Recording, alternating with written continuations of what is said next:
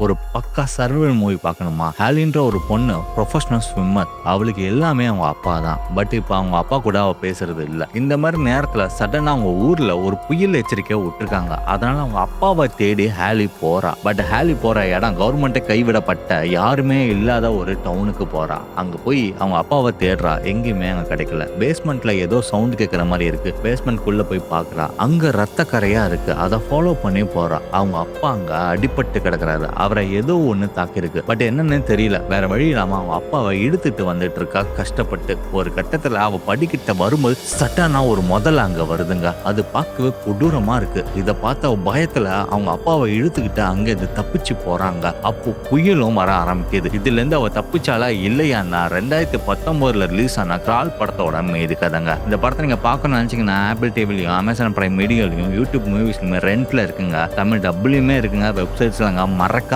பாருங்க. செம்ம படங்க.